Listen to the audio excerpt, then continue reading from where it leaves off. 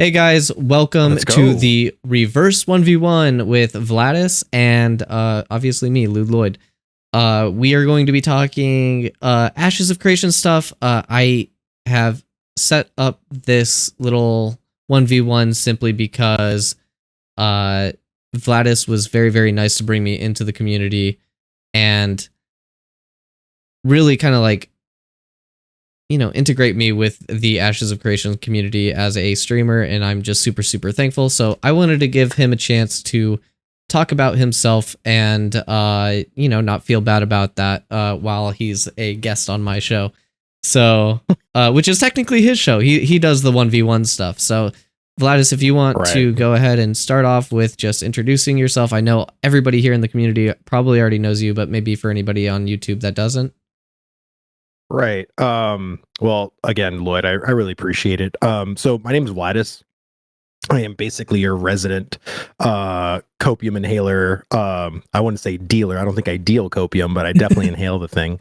I've been in the Ashes community since 2020, but I really jumped in 2021 after the Alpha 2. I remember watching the August live stream, and then in September of 2020 or 2021, I'm sorry, August 2021, and then September of 2021 is when I purchased my Alpha 2 key. Basically, jumped into being content creation January of 2022. So yeah, this has been 2.5 years now that I've been making content for Ashes, and it's been a wild ride. I mean, honestly, just seeing the progress from the Lazy Peon video from 2020 and watching Asmongold and watching Steven like talk about this game and just seeing where we've gone and where it's going. It's just really it's been a very impactful thing for me because, if coming from the WoW community, WoW, especially during that time, was like at an all-time low.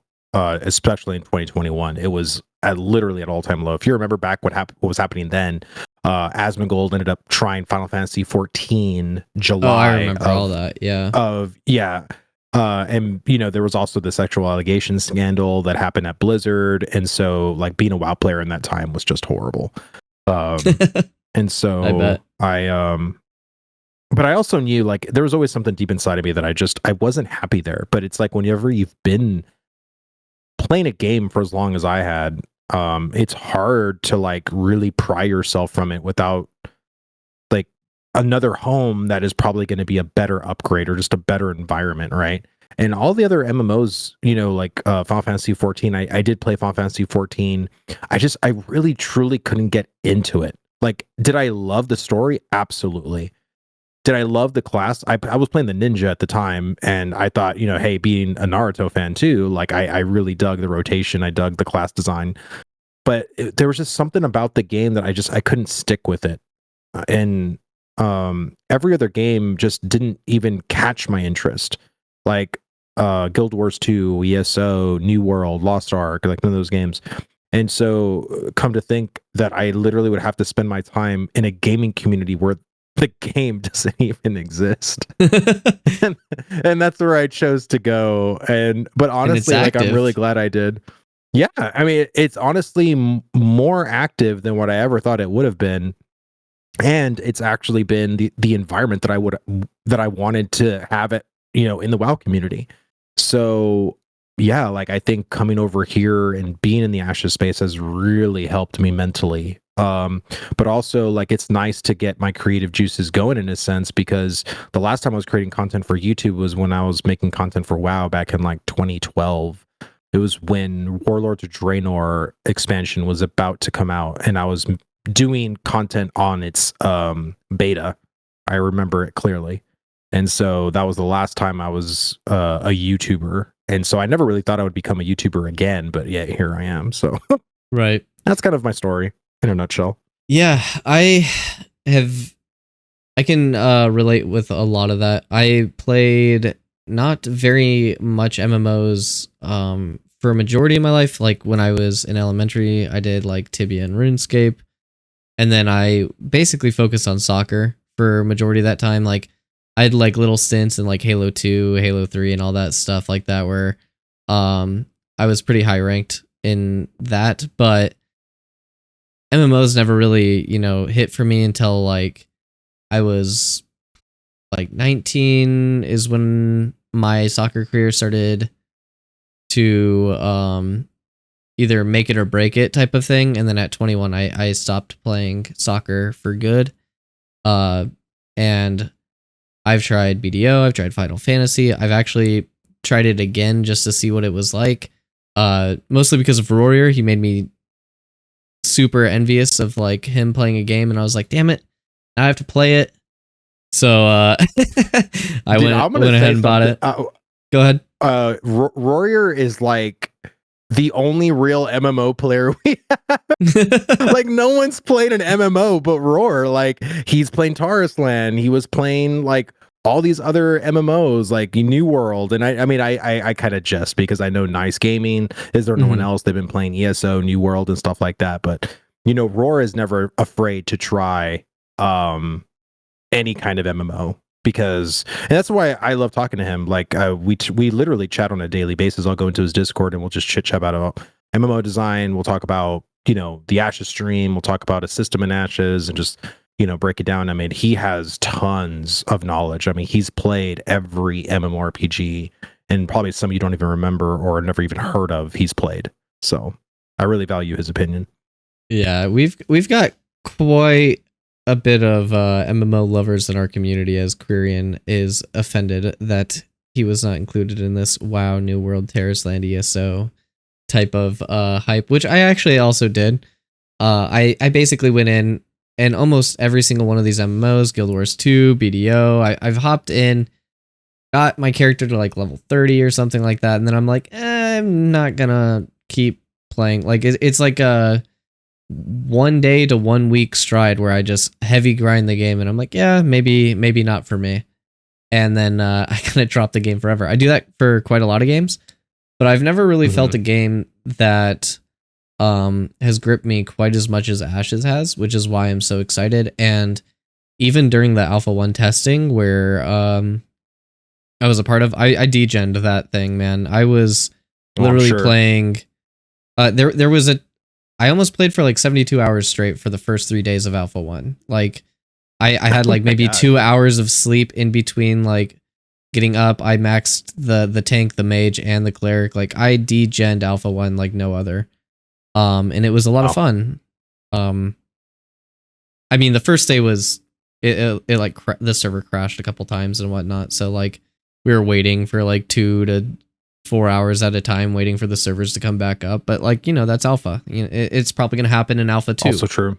So for anybody that's like taking work off and stuff like that, Phantom X had a little warning video saying like, hey, be prepared.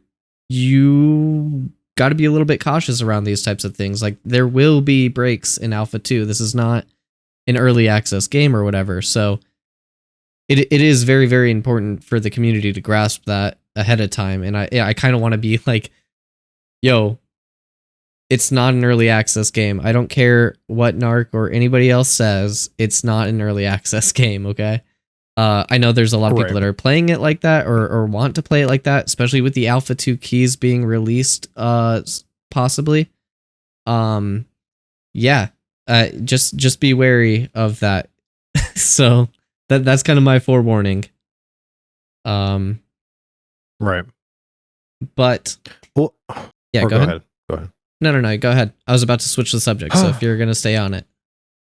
Well, I think it's, to me, alpha and early access game to me is nothing but semantics.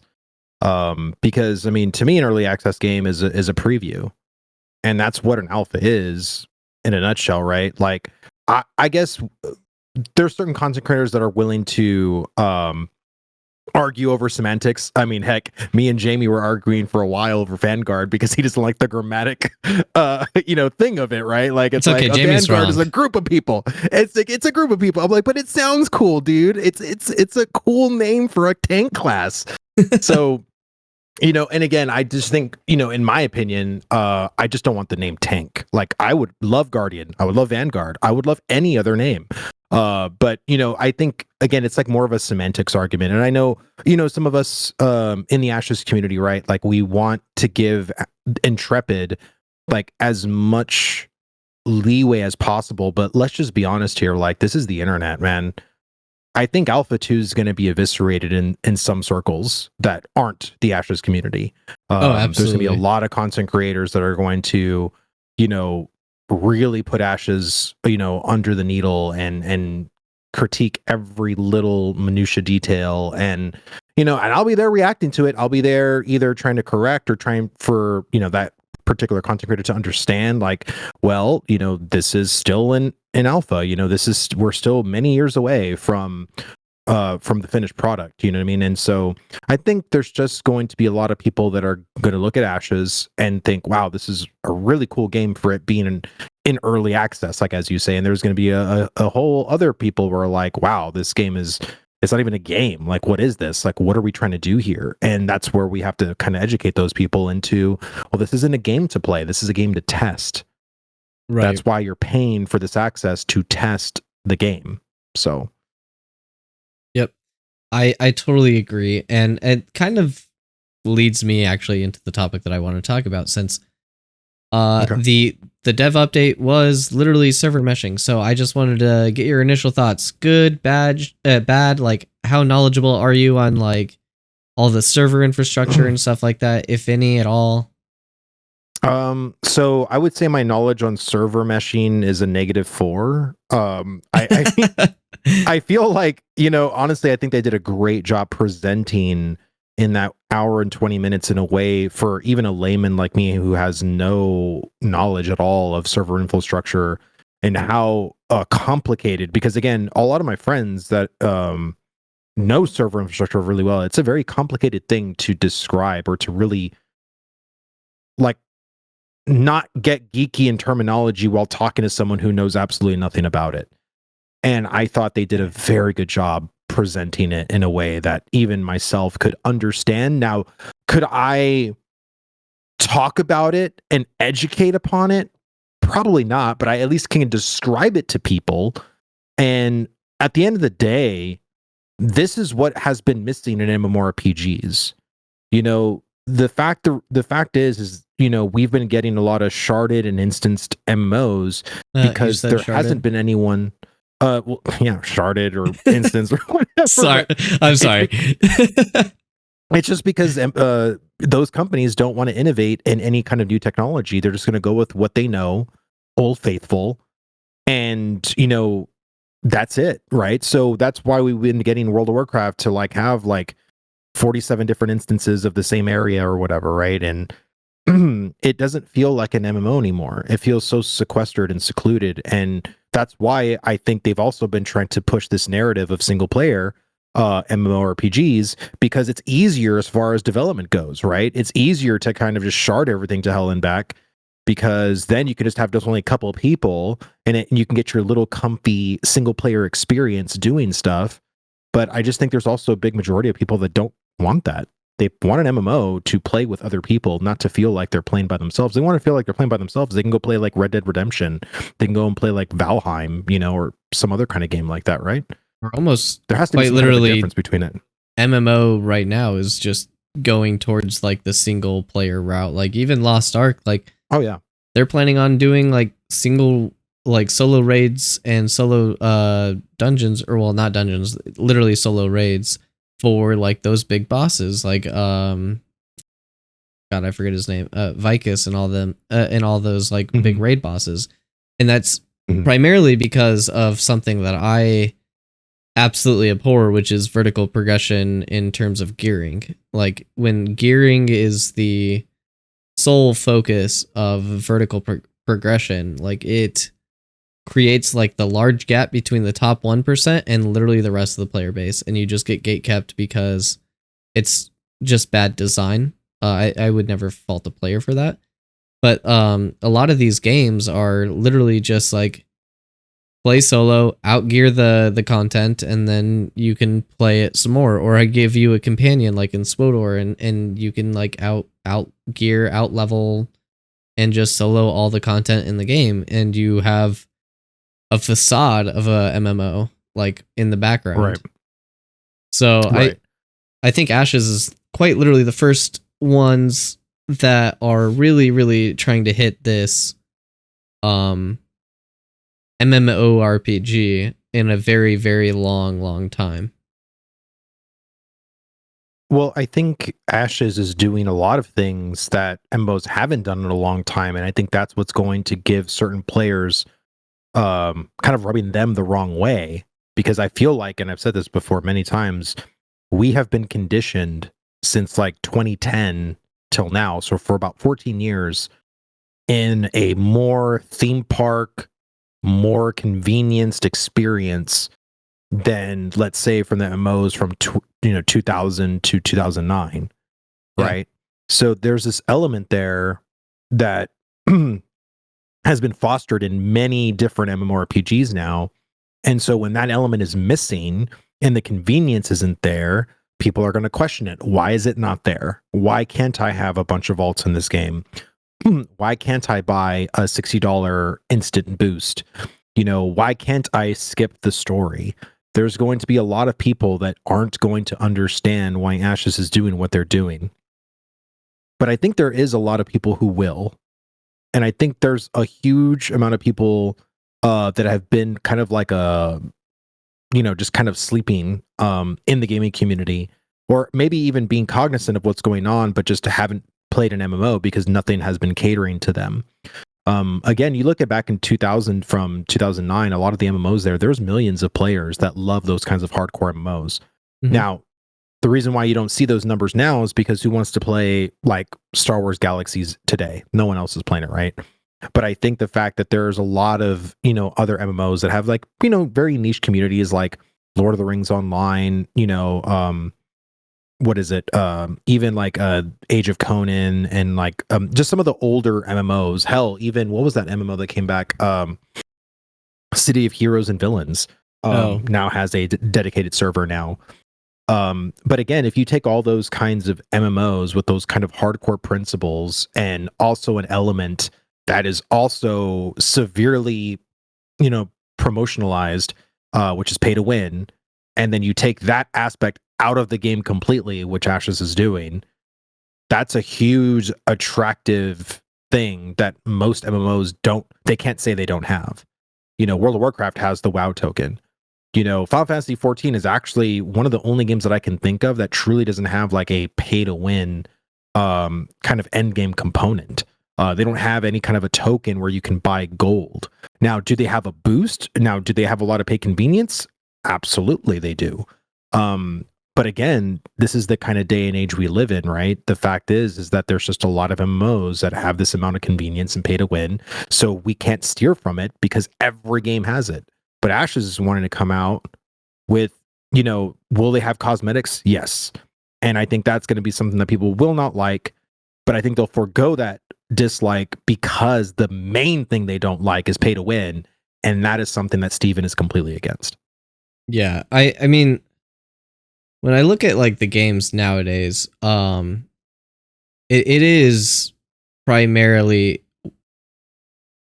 a couple things. They're usually competitive, or they are they basically have a reset button. So like when you look at like League, when you look at Valorant, when you look at like Counter-Strike, like all these competitive games, they have a reset button. You get into a match, you are on even footing, and you battle it out, and then you reset. And even in games like Valorant, you have resets inside of the game. You have like your bonus round, you have like it, like you win your pistol round, then you have your bonus round, and then you're on even footing, right? So right. Like there's like little mini resets that like make the games feel balanced. And in MMOs, it's usually who puts in more time into their character. If you put in more time into your character, then you're gonna win. And if you don't have that time, you don't get that balance. You don't get that casual or even competitive level of like, oh, I can go in anywhere into the game right now and just attack and do the thing that I want to do. And there's no real reset because you just have to keep grinding and grinding and grinding. And it seems like that it has been kind of like a downfall of MMOs as well. So I'm I'm like cautiously optimistic about Ashes of Creation bringing back the old school style of MMOs that like allow you to do that, but I'm also hoping that you don't have to grind forever. You don't have to grind more than other people to be competitive. And that's kind of what I'm hoping for. Right. I think, coming from World of Warcraft, the convenience got so bad that you didn't even need to play an expansion anymore. You played a patch. Yeah. Because all of the gear, like once you hit to end game, if you were in the second major patch of that expansion, there was absolutely no reason whatsoever to do the first patch or to play the first raid. And even the questing gear and all that stuff was gear for the second patch. And so a lot of games microscope you and segment you so narrowly that there is a whole game there, but it doesn't feel like it. It feels like you're playing a very isolated mini game. And that's to me the direction of where MMOs lost me. I mean, I can give you my anecdotal experience with like Classic WoW was so much fun. Hardcore Classic WoW was probably like my favorite because, I like the hardcore stuff, but like phrasing. But I think that when I went to retail, it like led me down this path, this theme park ride of a story, and I was like, okay, this is kind of cool. And when I look back at it, I was like, wait, Classic WoW was just so much better. Like, I just had a world to explore. Now I feel like I'm getting railroaded when I know there's just a big giant world out there that I could go explore. And even when I do go explore, I feel like I'm not doing it the most efficient way. And so I feel like when I play retail and I go off the railroad, even though it's like allowed to, like you can, it's just, it doesn't feel right. And I don't really know how to explain it other than like, it's not efficient and it doesn't feel good. And I know they're trying to help like new players just get to the end game where everybody else is and help them out. But God, it feels awful as a new player. Absolutely. I mean, I think, and this is the one thing I've always wanted to ask Steven is like what he feels on expansion design, or how he feels, because I think the one thing that I did appreciate from WoW, and I know it wasn't really handled very well, was Cataclysm, because Cataclysm basically changed the very fabric of the world where it wasn't recognizable anymore. And I hope that if Steven does that early enough, because we're already kind of used to Ashes changing, right? Like nodes level, D level, like the whole risk versus reward of it is basically there present day one. The one thing that I want Ashes to do is keep utilizing the world. Don't segment off players to some island and leave that world behind. It makes no sense.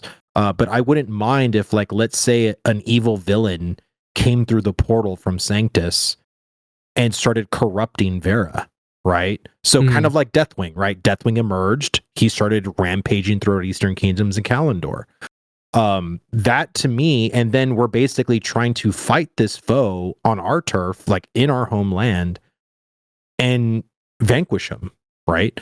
Like that to me, because again, your world is being threatened at this point, right? So there should be some ownership there. There should feel like, you still want to play like within these areas and try to get them back to, what it once was. But there's going to be some casualties. There's going to be a little bit of sacrifice. There's going to be some areas that will permanently change or something like that. But I just, I want there to be like that focus, but I don't know, that's kind of in my head what I want, but ultimately, like, I'm just really curious as to what Steven wants. Yeah, I don't know the long-term plan of Ashes. I think that is my one big criticism, is like everyone that I like interact with inside the community, they are very, very focused on like, oh, but like from levels 1 to 50, it's going to be this massive like chaos. Like boss rush type of like land rush type of thing, like they had in like Arc Age 2 with like housing and freeholds and stuff like that. And then I'm just thinking like, how does this game exist 2 years into the future? How does it exist 5 years into the future, 10 years into the future? It does have like a lot of variable progression to the point where like there's not really going to be an end game per se, because there's going to be nodes being built up, destroyed, node wars fought over, stuff like that.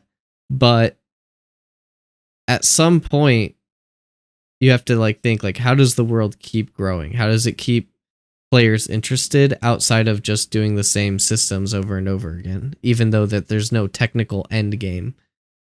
You will be level 50 at one point. You will be able to get another class up to level 50 at another point, and you will be able to do all these like raids, dungeons, all these other PvE things, or PvP and PvE things. But once you have like the best gear and stuff like that, like how does Ashes grow? That, I think that's my one big question mark that I have for Intrepid. Right. Did you see Planet Orf's question? Do you think that people will feel better about the fact that they aren't able to use pay to win or pay for convenient strats in Ashes? No, the one above that one. Oh, one above that paragraph. Would love your guys' thoughts on this, but it kind of feels like the games push, if you're not first, you're last, as a means of encouraging people that to want that pay to win stuff. But at the same time, we've tricked ourselves into thinking that all players only want to compete at the highest level. I guess I'm asking if you can meaningfully contribute to your personal or social guild/node objective, even if you're not in the number one spot. I'll let you answer first. I do have an answer for this though. I think most players or most people forget. Also, I don't know how to really answer it, because it's like I want to answer in 5 different ways. But I think especially in WoW, if a friend of yours isn't playing WoW, and you're a raider, you're wanting your buddy to play WoW so he can raid with you, right? So it's very convenient to then be like, hey, pick up WoW, download it, and then start playing. But rather than him having an experience actually playing WoW the way he wants to, you're trying to like tell him like, well, this is the most, like, listen to this video, go watch this YouTube video, or pay $60 more to get a boost to end game. I'll run you through some dungeons, get you some gear, and then you can raid with us on Tuesday. That's the way modern people think about when they play an MMORPG. And I think if you're looking at it in that very specific window, you're not truly playing an RPG, or you're not playing an MMORPG. You're playing such a small scope of the game. I don't know what you can truly call it at that point. So I think they are in a sense kind of being scammed by their friend in that way, right? Because it's like they think they're gonna have a whole MMO experience, but really all they're gonna do is just fight bosses, right? That's all raiding is. You go into a raid and you fight bosses. You potentially earn gear by doing that. So I think in some ways, like, we have tricked ourselves to think that is what an MMORPG is. It's all leading to end game to fight bosses. But I think a lot of people have just forgotten why we play games, and ultimately it's to have fun. And yes, it's also to have fun with our friends. And I think, there's many times like where I've invited people to play WoW, and yes, I wasn't a very, like, I would call myself a semi-hardcore raider, but I would just say, dude, just play WoW the way you want to play it. Like, you'll get there eventually. Like, you'll get to max level eventually. Or hell, I'll make a brand new tune and just do it with them. I mean, because it's so easy now to level in retail. Like, it's ridiculous. Right. But I think ultimately, like, that's why I think a lot of people end up doing the pay to convenience or even pay to win, because they're just trying to catch up to their friends. They don't like, why are you going to try to tell your friend to play this game and they're online, but they're not, you can't do the same stuff they're doing. You're level 3 playing the game you just downloaded for like, what, 5 minutes. They're in a raid right now. So you, as the person who just started playing 5 minutes ago, feel bad because I want to play with my friend, but the trek, the grind you have ahead of you. And there's that thing from the shop that's enticing you just to, dude, you can just pay us money You can go straight to max level, but I think you're foregoing your adventure. It's like if you were to try and pick up Red Dead Redemption 2 and just want to rush through everything, right? Yeah. Like because your buddy's doing something that you're not even at the same area as, right? Like you just started the game. Like I think if people thought about it in that kind of a way, they would feel like, well, I know you're playing, but like I want to experience this story too, like for myself. And so I think Ashes is going to have to be different from that regard. I think it has to stand out in that way to where, there shouldn't be any kind of pay to convenience in that way. There should not be any kind of pay to win. And when a person plays Ashes of Creation, they should have a full MMORPG experience, not a segmented look, because that's all raiding is a very segmented look of what this MMO offers. Yep. But I think World of Warcraft offers a lot in the sense of what it can offer, but raiding's a small portion of that. Well, it's actually not a small portion because it is really like a main thing in WoW, but it's just a fraction of it. And so I think, especially coming from the way of Ashes of Creation, I think raiding is going to be a very small portion of what it truly means to play Ashes of Creation. So if you're going to invite someone to play this game, I think it's going to be a whole experience comparatively to try and just grind your way through as fast as possible. Yeah, I mean, I think you're completely right. And I don't really have anything to like really argue against you on that, and I don't think anyone really can, to be honest. I think when it comes to like pay to win stuff as well, it's less about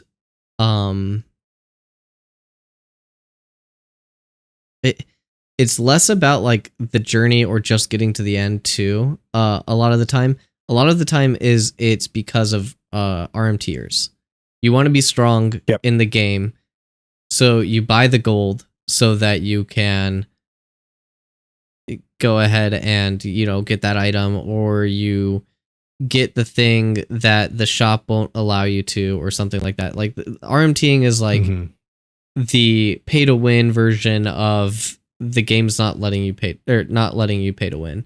And even when and like a lot of the companies that try to combat RM tiers are just like, well, if you can't beat them, join them and make money off of it. They're just like, all right, here's the WoW coin. All right, there you go.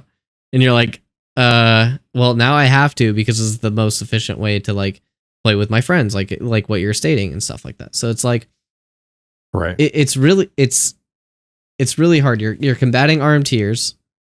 You're also trying to make profits, and then you're also trying to have like a fun game that people can enjoy with their friends. It's like this like triangle of like, oh shit, they're doing it again for MMOs, and it's like nobody's really solved that issue. But with Intrepid's stance of like having in-game devs, having like no bots, you have to have the sub, there's no like free entry to the game like ESO is right now and stuff.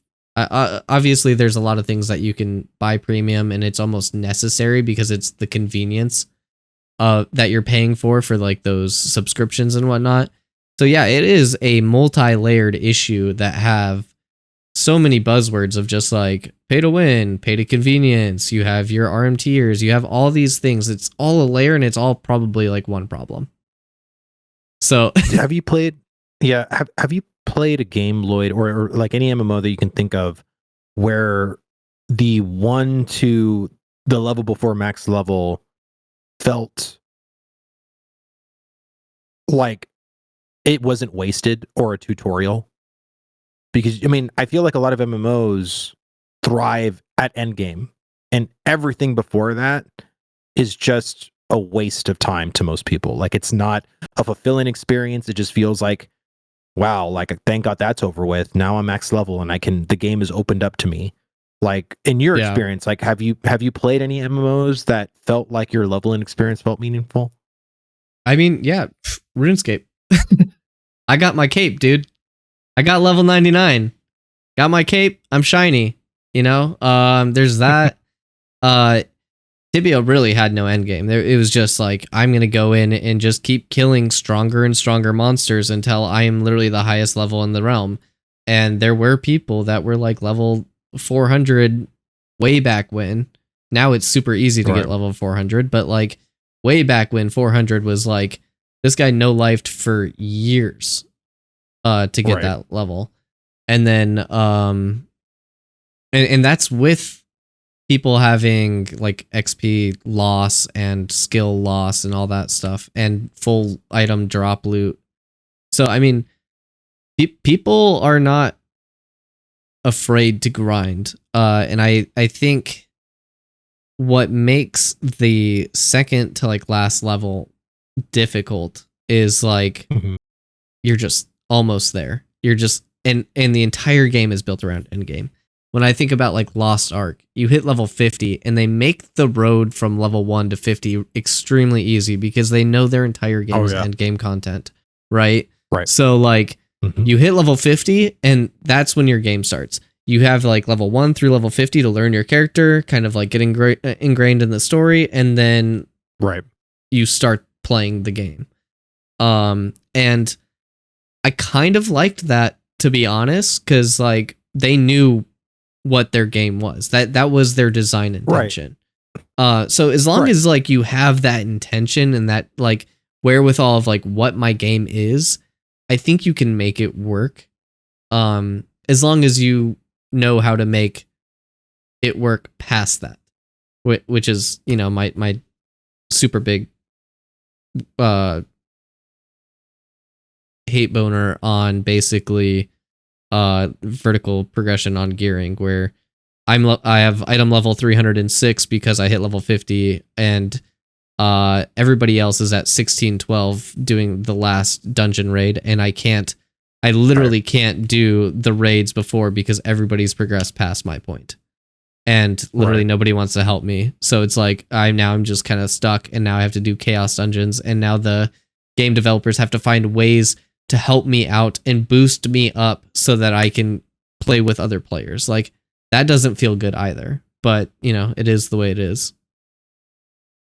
So, I mean, coming from World of Warcraft, vertical progression was never, I guess I'm just so used to it, right? Yep. I mean, you probably being RuneScape, right? You're very much used to horizontal progression.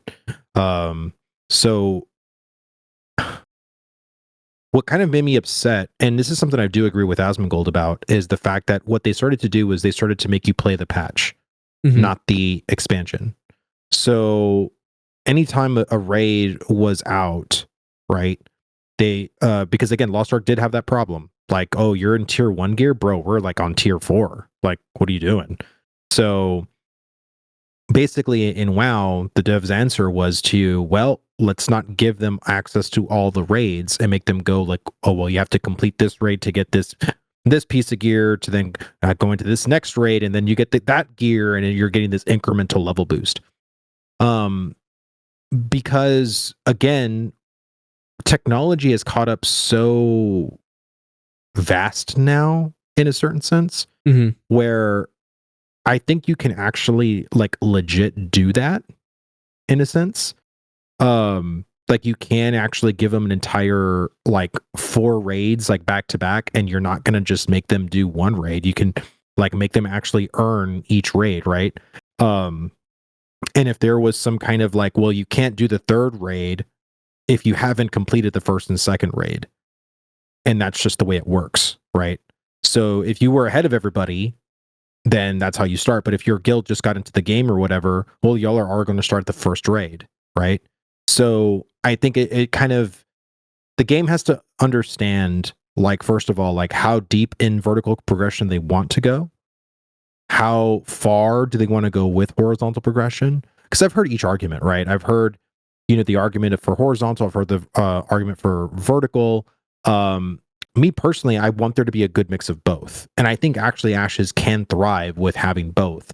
I think WoW went too deep in vertical progression, and I don't think vertical progression needs to be that astonishingly high each raid tier.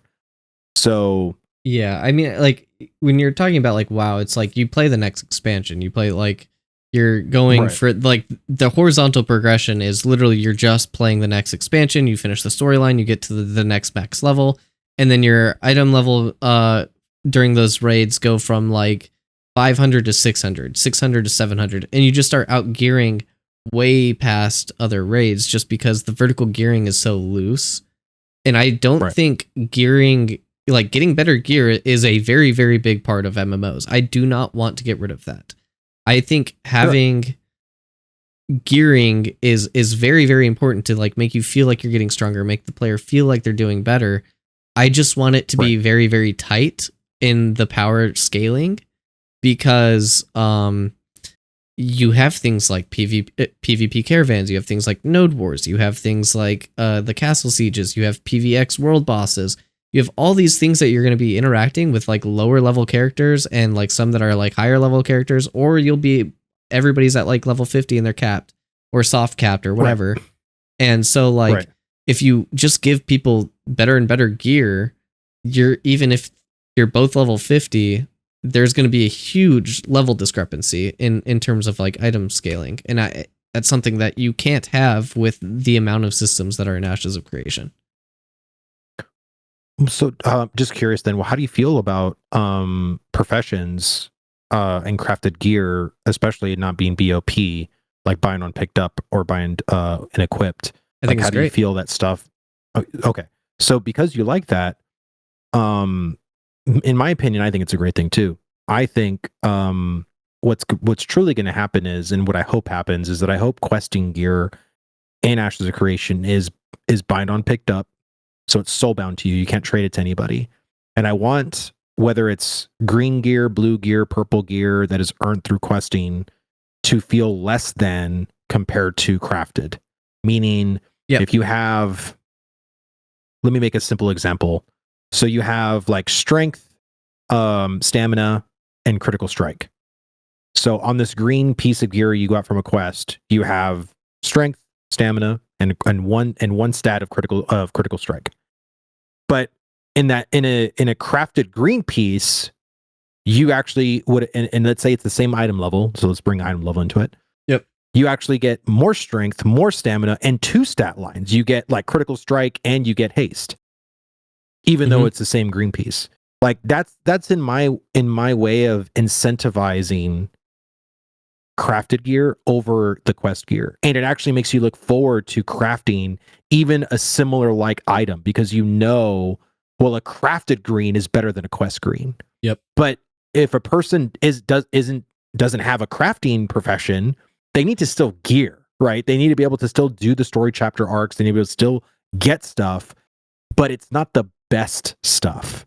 Right. And so what's going to happen is then it's going to make people interact with the economy, because they know, well, the quest stuff is basically like, even a blue, right, is not as good as a crafted blue. So it makes people interface with other people to be like, hey, can you craft me something? Or join a guild. Because if I can join a guild, they might just give me gear. Be like, hey, like we have gear, we can deck you out in full green crafted gear, which is going to be can't wait for guild drama over people getting gear and just dipping out. Like, it's going to be the best. It's going to happen. It's going to be so good to like witness that drama too. But keep going. I'm fully with you on all this. Yeah, like I just want, those people, because if you make the questing gear equal to crafted gear, then it's going to circumvent a lot of people from wanting crafted gear.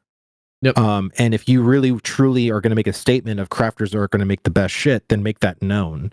And how you make that known is making the questing items that you get less than, make them only have 1 stat line. So, and no matter what, like, and so like, as an example, if let's say, purples, right? Like, I think it's epic or mystic, something like that, or mythic. I don't know if it's mystic or mythic.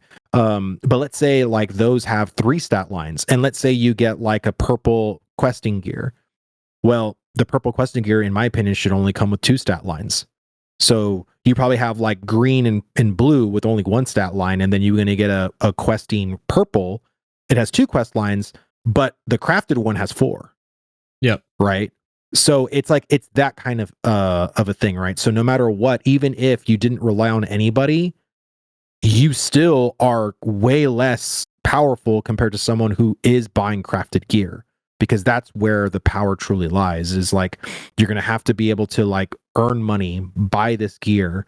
And so I think that's going to make people having to be more reliant on economy and guilds and like, you know, just playing the game and not just questing, because I think so many people are just so used to questing all the time. And I truly want, again, I want questing gear to be kind of like the welfare gear, right? It should be welfare gear in a sense.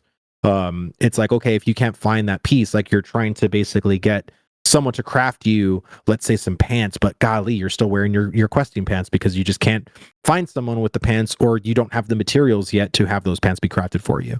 Right. So it always makes you getting something to look forward to, like in that sense. I'm just kind of laughing at what Penumbral said in chat. He's like, we made this guy in charge of organizing the guild bank and he took everything and ran. Like, oh, that's happened so many times in so many other MMOs that I've played. One of the things that I think is great about that, for Ashes at least, like in WoW, if that happens, you just grief the guy in open world PvP. Like that WoW's open world PvP is just set up to be a grief gank system. It is like there is no risk, there's no reward. The guy that took your entire guild bank, even though you killed him 500 times, he still has your shit, you know? Like, there's nothing you can do about it. Like, that's that. And so, like, I hope with, like, systems like Ashes, there's going to be a way for you to punish people that do these things. Because as of right now, it's just like, oh, I get corruption for killing this guy, even though he's a piece of shit. So, like, I'm hoping there might be some other ways to like introduce bounties or something like that with the bounty hunter system. I think that would be really cool. But you were talking about guilds, and I know that you are in Axiom. I haven't heard a lot about Axiom. Do you want to talk about your guild, kind of self-promote your guild a little bit? Yeah, I mean, Axiom, like I said, I've been in Axiom since 2022. And I played Dragonflight with them, which was pretty cool. I also did play Shadowlands as well. And I was very, you know, because again, I'm always leery no matter what guild I join, because I especially in games like WoW with guild or loot drama, right? Like, oh, who's going to get the trinket? Who's going to get the tier gear or whoever? And so for me, I was just radically impressed with the leadership in Axiom and the spreadsheets they created and how fair they were and how like the adults in the room, you know, like no one ever had like at least for me, like it's just like everyone was just like cool with it, right? We all knew like, oh, okay, this guy does the most damage, like give him the trinket or give him this or whatever, right? Like it was just so smart in how they organized and how I'm like, dude, I'm like going to be 38 years old, dude. I have no freaking time to be asking for digital pixels and why they should be mine. Like, it's just like, I feel like this is like high school shit, but I did love the way how they tried to equally make it fair, and like the people that showed up every week and, you know, the people who got loot priority and stuff like that. And again, I was really impressed, and shout out to, you know, Kat, who was my raid lead, and she's also a fellow officer in Axiom. She was awesome. And, you know, again, like if that's what I have to look forward to in Ashes, golly, I picked the right guild to join. Because again, I think most people, especially in my circumstance, because I knew I did not want to be a guild lead by any means. Being a guild lead is like, I tell people like Anduin and Angel Cry and Psycho, all the guild leaders I met, it's like, dude, it's hard, dude. It is so hard being a guild leader. And again, the amount of trust with basically complete strangers over the entire, like certain entire portions of the guild, right? Like the bank. Like who, like, is the guild leader going to be in charge of every single major thing? It's like, no, you got to give some duties and responsibilities to other people. And it's always it's a very nerve-wracking thing But for me as a grunt, as someone who just wants to get in there and be really good at a certain job, I just want to know, are the people in charge like functioning at a high level? Like, are they adults, or are they very childlike in nature when it comes to certain things? And I think you truly don't understand that type of thing until you play a game with your guild. So, and we've played other games in the, in our community and stuff like that. And again, I just think that the people in the guild have been really awesome. And so like, I look forward. I have not been playing anything lately with them because honestly, I just haven't been playing anything at all. Just been waiting, dude. Like I don't want to play WoW. I don't want to play another MMO. I want to play Ashes. So I'm just like, we're so close. Like we're right there at the cusp. We're focusing. So, we're focusing up. Yeah. No, but there really are so many great guilds that are around the Ashes of Creation community. We just had the Golden Feather Tavern Guild Summit. There was literally like 12 guilds there, and I was just like, I just want to play with all these guys, man. Like, I just want us all to be on one server and just hang out and just play the game and have drama with each other, fight each other. Like, I'm down for all of it. I'm down for literally everything. And I want all of these people to be a part of it. And I know, like, that may not happen, but man, I'm so excited. I really want to play with everybody. So. Oh, dude. Yeah, it's gonna be great, man. Alpha 2, I think, is gonna be such a time. I would basically tell people, don't burn yourself out. Hardest launch decision will be which server out to be on. Yeah, all of the servers. You're gonna have to like multiply yourself over and over playing. I'm gonna have an alt on every single server that all my friends are playing on because their guilds are on different servers. I'm like, fuck, man. Well, and I guess like for me, as in my perspective, why am I gonna rush? Like, why? Like it's a testing phase. And Margaret said, like, if we got to wipe, we will, but we're gonna try not to. But I don't see how that's gonna happen. By the way, well, I think it's definitely gonna happen. It's gonna happen like 3 to 6 month cycle is my opinion. Oh, yeah, like it's and again, like it's not the real game. So for me, why am I going to rush myself and kill myself to do all these things when it's for naught anyway? Like, I just want to enjoy myself. So I am taking this at I'm going to take it at snail's pace. I mean, in certain ways, like in other ways, like I do want to really get in there and test because I do want to get feedback, right? It's not saying that I'm going to be playing Ashes at a snail's pace and get my first video on my feedback like 5 months out, like 5 months after I played Alpha 2. Right. Like, no, but I don't want to do what I hear some other content creators and even just some players want to do. And I'm like, there's no reason to play 18 hours a day, every day for months, for the first couple of months of Alpha 2. If you want to do that, all power to you, but there's no reason to. And again, it's those people traditionally that end up burning themselves out so bad that they actually don't even want to come back when the game's actually good, or when there's more content that comes out or whatever, right? Like, it's just like, I just want people to kind of take it and be like, look, I know we're all excited. I know it's a huge thing. It's been a long time for us, but just when we get here, just don't feel like you haven't eaten in 4 weeks. Just, eat responsibly. Feel kind of attacked right now. No, I'm just kidding. Me and Kurian kind of just like made a little pact. I'm like, we're gonna do like a 72-hour stream when A2 launches, and then we're gonna go back to work and take it slow. But we do really want to play the game like we are new players at first, and kind of like just kind of give like feedback of like what it's like to enter Vera as a new player, and then past that it's like, okay, now let's go to the server borders and see if we can dupe items, or if I get any data drops, or if I get double XP on whatever server border there is because of the 2 servers, or maybe we go down and like check out how far we can climb up a mountain. Is this possible in the game? Should it be possible in the game? Type of thing. Like all these different bugs. Like I feel like after we get our initial playthrough and stuff like that, then dial it back. Okay, let's test. And I think both forms of feedback are good. Well, I and if you want to do that as a content creator, all the power to you. But I would just say, like, I plan to do a 24-hour stream. Like, I want to do whatever the first day of Ashes of Creations Alpha 2, I want to do a 24-hour stream.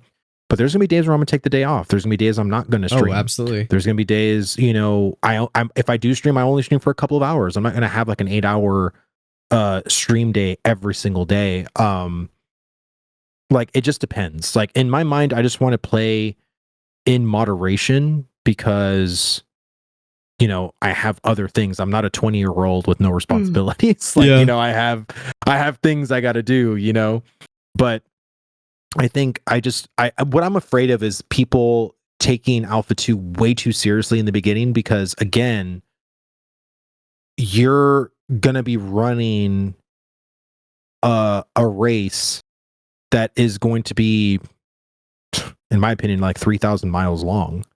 So why are you, when the gun goes off, going to start sprinting like immedely? Like, that's what I'm trying to kind of correlate to people, right? Like, mostly for me, it's that's when there's going to be the most eyes on the game, right? So, well, yeah, put all the bullshit aside. I'm doing it for the content, like 100%. I guess I'm more speaking to the people that aren't content creators, just the regular people that are just excited to play the game. I think you should just play the game. Of course, first day you want to play 8 hours, go right ahead, dude. But I don't want people to burn out. Like, play for a little bit, play for a couple of hours every week.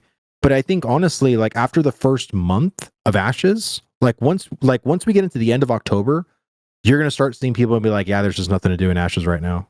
Like, you're gonna start seeing that in Discord, right? You're gonna be there was that everything in Alpha 1 with it was like a 3-week month test or something like that, and like.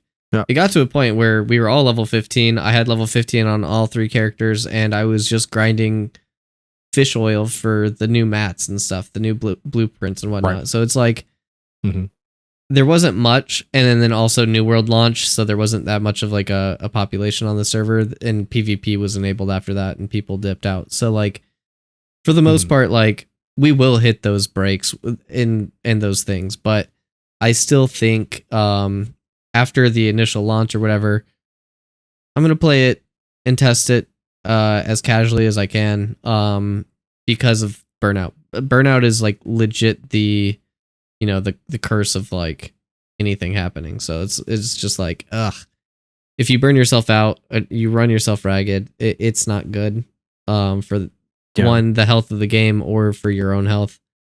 No, 100%. I mean, and again, Intrepid needs testers. And I think having, pretty semi-consistent testing when it comes to their systems, and again, actually not just providing them the data internally, but actually going to the forums, doing something to relate to them what you're feeling about the gameplay, I think is going to be the most crucial. I'm sure Vacnar and Roshan and their team are I don't know how equipped they are for Alpha 2 start, but man, do I feel bad for them. I feel bad, but I'm also like really confident that they're going to do really well, just because of how well the community team handled A1. Like, A1 was insane. Yeah. I mean, and again, I remember seeing pages and pages from the same person. Yep. Let alone like other, people. Like, I mean, there was people that I saw in Alpha 1 that left like, 12 pages on just their feedback alone. And that was one person. And then you extrapolate that like thousands of times over. Like, holy crap, dude. Like, that's just, and it's going to be even more nuts than that in Alpha 2. Because there's way more people that purchased Alpha 2 than they did Alpha 1. So it's just like, I don't know, man. It's going to be a time. And so like, I guess like for me, I don't think their first major patch, like with the Summoner and the Rogue, is going to happen until after holiday season. So I think January to me is their first major patch. So we have like from September all the way to December to just do stuff, right? Yep. Like, if you feel like, imagine being a content creator and you feel like you did everything you could possibly do in 3 weeks. Well, then what are you going to do for the next 3 months? That's kind of like what I'm thinking in my own head. But that's a good point of feedback. Is like, hey, I reached this point at this level, and now there's nothing left, or like maybe there's not enough things to interact with. That could be feedback in itself. So I mean, like, there's a lot of things that, like, if it's just not fun for the player, we can give the feedback on that, and then Intrepid can decide. If I was a developer, this is how I would decide my priorities: is 1, is the system good for the game? 2, is it good? Is it optimized the way it should be? And then 3, is it fun? Yeah. So like, is it fun should probably be the last part, because if you hit the first 2, you generally hit the third. So like, if it's good for the game and it's designed well, then it's generally pretty fun, but sometimes that's not always hit. So if it's good for the game and it's well designed and it's not fun, maybe you should rethink that too. So I mean, like, there's those. That's how I would approach it as a developer. At least. I think it's just, you know, I would just really stress to people that aren't content creators just to take breaks. You know, take a month break off, take 2 months off. You know what I mean? Like, if you did everything you possibly could for that first initial wave, then don't come back until the next wave is out, right? Until the next major update is out, right? Because we want people testing for as long as possible, right? And like I've been saying, this is a 2 to 3 year potential alpha 2. So if you really give it your go and give it your all for 4 months straight, and then you're just so sick of seeing Ashes of Creation after that, and then you're not going to give any more feedback after that, that's just a waste. In my eyes, it's a waste, because it's like, if you just would have played like a couple of hours and really given your thoughts on these systems, or at least the systems you care about, and you did that for the next 2 to 3 years, that's just way more, I think, valuable for Intrepid than you giving like dissertation after dissertation in the first couple of months, and then you just never play again because you just completely burned yourself out. Yeah, I absolutely agree. We've basically hit the 1 hour mark. I can keep going. I can make this a 2 hour reverse 1v1 if you really want. Because I have your next favorite topic on deck if you're ready. Oh yeah. Let me guess, class design. It is class design. It is. What's your archetype that you want? I believe you want to be like a tank, right? Vanguard? Yeah, sorry, Vanguard. So is that your question? I'm sorry to interrupt you. Yeah. I was gonna say that we have archetypes and class system, augment secondary class. We can discuss all of this in one big topic if you want. So first things first, what do you plan on playing? Do you plan on making alts, et cetera? Oh, I definitely plan on making alts. I honestly, my goal is to give Intrepid all the feedback I can for every single primary class. And I think there's gonna be a couple of them that I might feel a little ill-equipped on. One being the Bard, because I've never played a Bard. But I have played, you know, I mained a Hunter in WoW for almost 11, 12 years. So I'm very passionate on bow classes, the bow fantasy, ranger design. I'm really digging the direction of ranger so far in Ashes. Fighter, the cleric, the tank, the rogue. I'm gonna be. Bro's like, give me it all. Yeah, I'm gonna be. Again, it's like, for me, if you're gonna let me do levels 1 through 35, that's gonna be quite extensive. I really do hope that Intrepid gives us tools eventually. And what I mean by that is, like, because it is a testing area, right? It's a testing phase. Yep. Like, I don't want to test the leveling experience 8 times. Like, if I'm there just to test classes, like, I hope they allow us to do like pre-made level 25s or something like that, so I can play with the classes, play with the abilities, play with the talent trees, play with all the stuff I want to play with, so I can give my feedback accordingly. And instead of having to level each of the primary classes all the way to 25 to then give my feedback and, you know, everything like that. Like, and again, I know some people are against it. They're like, no, you should have to level, but it's like, well, really? It's just a testing phase. It's not, Here's You the know hot what I mean? topic. What about It's DPS meters for the testing and then not at launch? I think there should be DPS meters. I've never understood the argument Oh, personally. really? I've never understood the argument. And I've said this so many times. Final Fantasy 14 has DPS meters, and their community is just fine. It is. Yeah. It's literally just fine. I've seen raids that happen where when they're advertising, they advertise people that, don't care about damage, or like, act not required, which their act is their DPS meter name. Right. And, and the people that do care about damage, they find people that act is required. Like, I don't understand where, a toxic person is going to call me out for my DPS. Well, that's the person you shouldn't even be playing with anyway, right? Like, if you're playing with people that are toxic and you give them a DPS meter, they're going to be toxic on damage. But guess what? A toxic player will still be toxic to you even without a DPS meter. So truly, where does it matter? Right. I think for me, as someone who truly wants to contribute to my guild and also see a progression, right, of my DPS or my rotation getting better, I want to be able to recognize that and notice, like, oh, my AoE's gotten up like, 300 damage, or my single target actually went down. Oh, maybe it's because I switched out of this one ability, or I took points out of this one ability to put it into my weapon tree. Maybe I shouldn't have done that.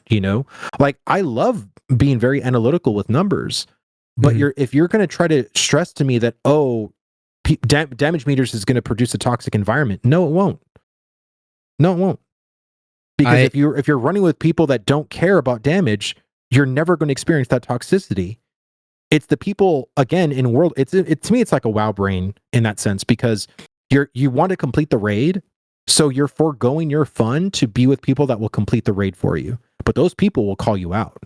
Those people will make fun of your damage if you're not doing the right shit or whatever.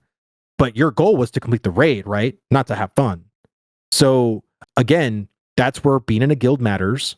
That's where being with a group of people that you align with matters. So I don't think that it's toxic to have a DPS meter. I think it's complete bullshit. Well, I am actually opposing opinion of you on this. I actually don't like DPS meters, but it's not because it's toxic. Honestly, Right.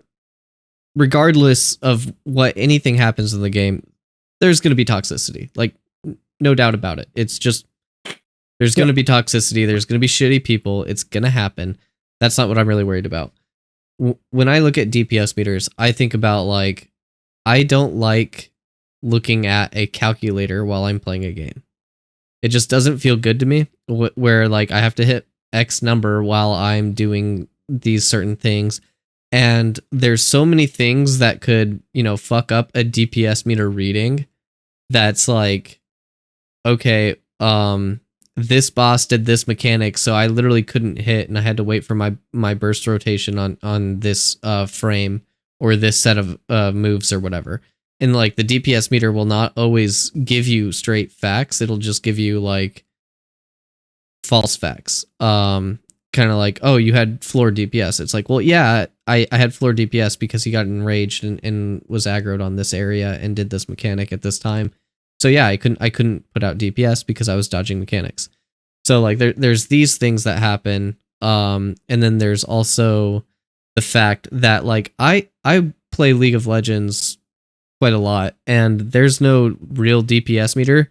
I can tell how much damage is going out and who's doing damage and who's not, regardless of the chaos that happens with the 10 people there.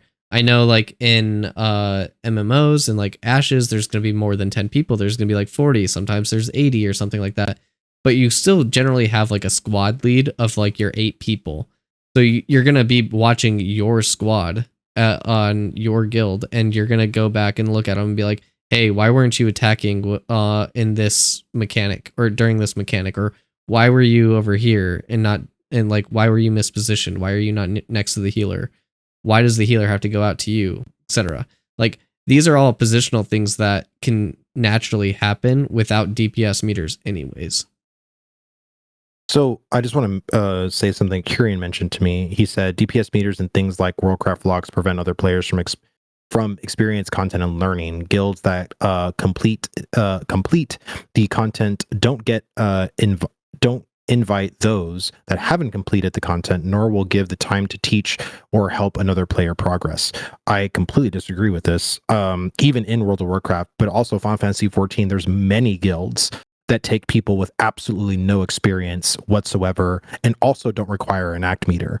I think it's a very anecdotal experience if that's what you experience, Kyrian, but I do completely disagree with that. Again, are there people who are toxic with numbers? Absolutely. But there are a huge number of communities that truly don't care about those numbers and will teach people that are completely brand new to the raid, because I've seen it over and over and over again. I've seen many guilds, a guild that I was actually part of Final Fantasy 14. We taught many people how to do certain extremes and certain boss fights. So again, it's just about finding those people, because it's very easy to advertise, especially when you're completing all the content and stuff like that. And you're like, well, dude, I've never completed the content. Yeah, there's a lot of those very competitive guilds, but there's also a lot of super not competitive, but they still manage to get the content done. They still kill bosses, and they have fun doing it because they're not over here bashing people's numbers and not caring about it. And that does happen in WoW too. Again, I don't think it happens as much as it should happen in WoW. I think it happens more so in Final Fantasy 14 than it does in WoW. But you still can find WoW guilds that don't care about numbers and will teach you, especially if you're a new player. So Said, again, I'm the I just think toxic one. He said I created that community. Well, it's like I said, dude, because I look numbers for me personally.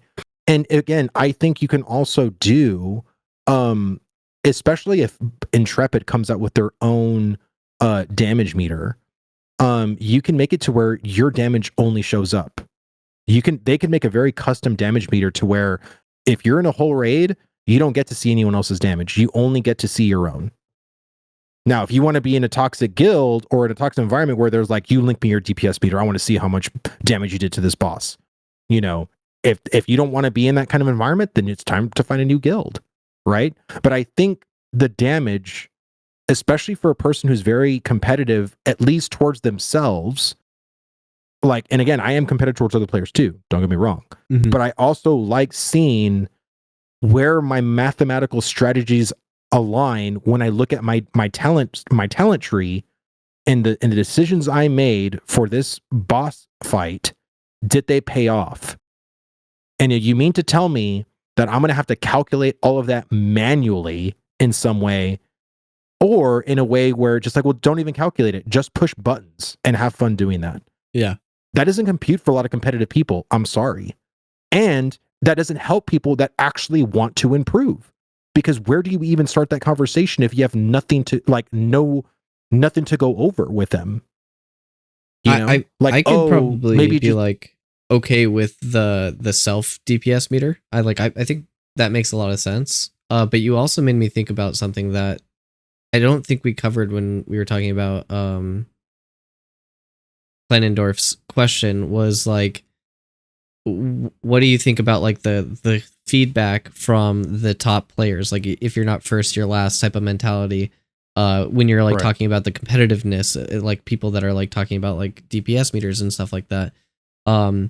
It reminds me of like the loudest of the community is usually the very hyper focused competitive minority, and you're basically like, most of the feedback that gets thrown at the devs is like the top 1% competitive players, but like 90% of the player base is just casual. They don't really care that much or whatever, or they're just playing the game to play the game. So like when we talk about like DPS meters at this level, we have to also remember that we probably talk about it more at a competitive level, but there are other players that, are just doing it as a casual level, whether you have DPS meters or don't. So a lot of the people that we've ended up helping, especially in WoW, the people that they're like, dude, I don't like DPS meters, I don't like this. they're usually like bad at numbers. They're bad at rotations and stuff like that, but they want to kill bosses, right?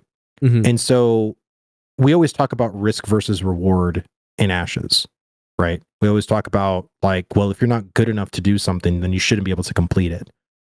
And so I think the argument for a lot of these people, in my opinion, is that how can you improve as a player with no numerical statistics?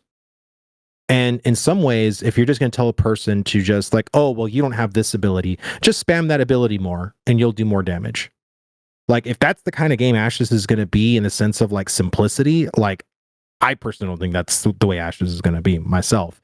But I think it's just going to be a lot harder to try to improve your raid, especially if, again, you're not trying to like call anyone out. But again, if you're not killing a raid, or killing a certain boss, and you're as a guild, you're trying to figure out why, and you can't, like, it's going to get very frustrating. Mhm. You know what I'm saying? So and again, even as a healer, like if I'm pumping out heals, like, am I doing a good job at it? Like, am I like, okay, maybe your people aren't dying or whatever, but am I being more mana efficient with it? Because again, there's players that look at it from a very like min-max perspective. And again, I've been a very competitive raider in my time in WoW, but I've also looked at raiding also in a very casual circumstance too. And when I talk to people that look at numbers casually, it doesn't matter to them. But if everyone had that same attitude, no one would be killing any bosses in WoW, Mhm. right? Like, Yeah. it's if we all just didn't care about numbers and we can just push whatever buttons that we thought were cool, WoW would still never have a world first. Like, we would never kill shit. I do in my think head. that it is. I've had this conversation with Vertec before as well, where he is very pro DPS meters as well, where he Mhm. says that he helps people with DPS meters. There's other ways around it where like it's there to be used as a tool, and if whether there is or not, people are still going to crunch those numbers regardless.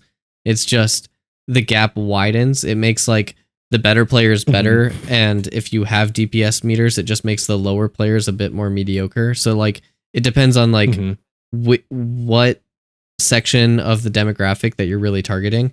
But I think when we talk about like, are DPS meters necessary, I think what we really need to ask is, what is the combat like versus in like PvE circumstances? Is it reactive? Is it literally just number crunching? Is it like, what kind of PvE content is there? We haven't really seen that much, and we haven't really seen like the extent. We've heard Steven talk about it. He's like, they're going to be ramping up in difficulty. They're going to be scaling towards like what's there in the area. We don't really know what a PvE encounter really looks like in Ashes of Creation yet.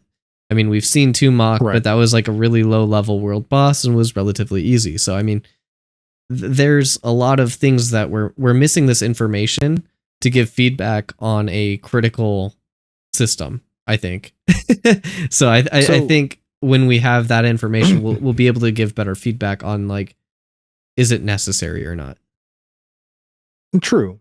I mean, I think the best, I mean, it's probably a poor analogy, but like, would you respect me, Llewd, if you were Always. doing dungeons and, well, maybe not this analogy, but let's just say we're playing an MMO together and you got all your epic gear legitly, right? Like, you did everything that you killed all the raid bosses, you did all the stuff, you're all rated out. And then you look at me and I'm also rated out too. Like, I'm all in the same kind of gear you have. But then I tell you, oh, well, I just bought all my gear for about $150. Would you respect me in the sense of the way you earned your gear? Oh, absolutely not. It's Right. just RMTing. Like, So, right, of course, it's completely RMTing. So the way, in certain ways, if you're in a raid and you have been studying your rotation, you've been practicing it, you've been going to the training dummy, doing everything you need to do, putting in the work to do as much damage towards that train gem as possible. And, you know, you go to a raid and there's just someone spamming buttons because they think that's fun for them, and the boss dies.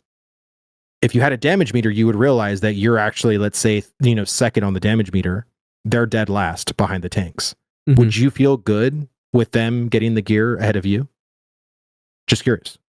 I mean, yes, I would feel bad, but I also think that it's not necessarily the system's fault. I think that's a player fault. That is, whoever's running that system, that guild system or that loot system or whatever, I think that person's at fault. Like, I think that's a player conflict. I don't think that's a design conflict. Like, RMTing is different than this guy got dead last in DPS, but because we couldn't see it, he got the gear. I feel like that's poor management. I don't feel like that's poor design. But I only mentioned that correlation towards respect. Yeah, like, I mean, like towards respect, absolutely not. Like, me as a player, I'm pissed. Like, that guy sucks dick. Right. Why does he have the gear? Like, right, that doesn't make any sense. Why is he going to get the gear and I don't? And that's the same thing of why I think competitive people, though, it's all about the reward, right? Like, if you aren't doing good numerically, like, you shouldn't get the gear. Like, that's the thing. And if you are going to get the gear, you're probably going to get it last. And this is, again, in a competitive situation, right? So there's a lot of people that advocate for no DPS meters. It, to me, are the people that usually are like last on the DPS meter, right? They don't want to be called out. They don't want, and also there's been people where we've tried to help them, but they're like, oh, well, this is how I play. Like, I don't want to change my talents. I don't want to do anything. I don't want to change anything, dude. Like, this is how I play. Either accept me or don't. And again, that's fine. Like, we'll accept you. But at the same time, like, you're just not going to be prioritized in gear. Not. You're not going to be prioritized in gear. You're out of the raid. If I'm playing competitively, like, that guy's just not in my raid. Like, right. But that's why I think it's a player problem. I don't think it's a design problem. Well, so when you mean by design problem, you just mean the guild acquisition? Because no, I mean like the game development. So like when I look at like issues like this, I take one of two paths. I look and I say, is this a game development design issue or is it a player issue? And if it can be solved through players, then it's not a game design issue. Right, but the issue is there's nowhere to numerically figure out if a person is contributing to the raid as much as everyone else. VOD reviewing. That's the hard part, especially in a 40-man raid. If you're gonna go kill Tumok and you bring 40 of your raiders, and you just roll shit off randomly, right? Like, you're just gonna be like, hey, whoever gets the highest roll wins.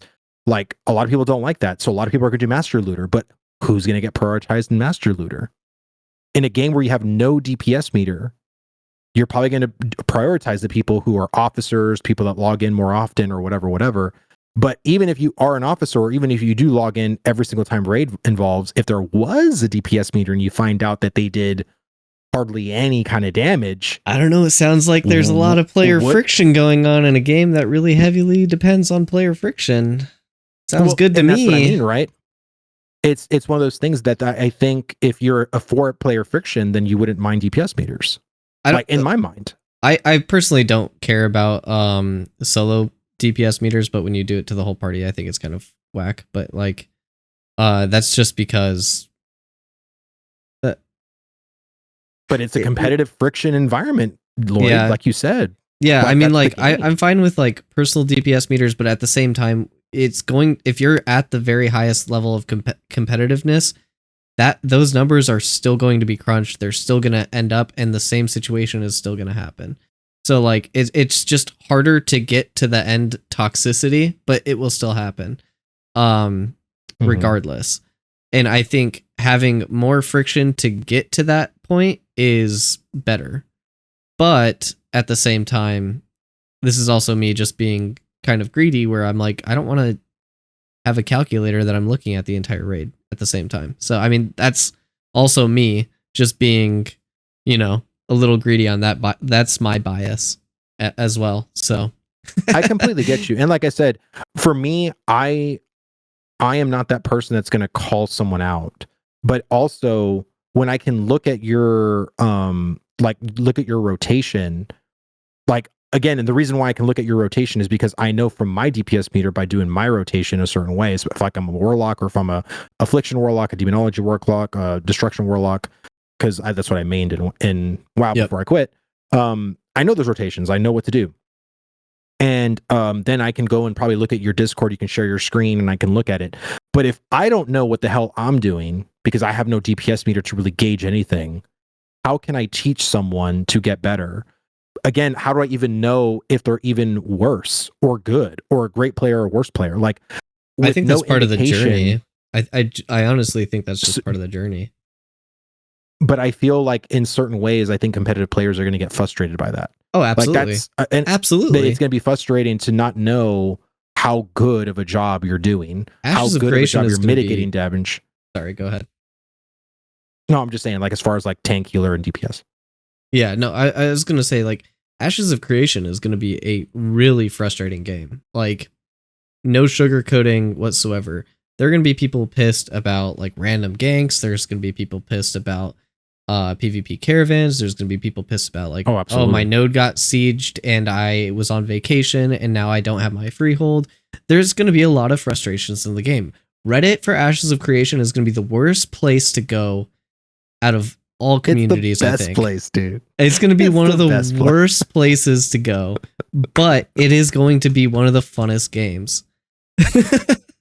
Like, the amount of frustration that is going to come out of Ashes of Creation is, I am dying for it. Like, tea time every day, all day, every server, not every server, every realm. Because Asmongold doesn't understand what a realm is. But yeah, I mean, like, I don't know. I'd be down for testing both sides. I really don't have that strong of an opinion. I am just playing like devil's advocate and memeing on you a little bit. Well, no, with some of these things, like with having trials, like as long as I can have a spot, I don't care if it's an instance that just has a training dummy in there and there is a damage meter in there.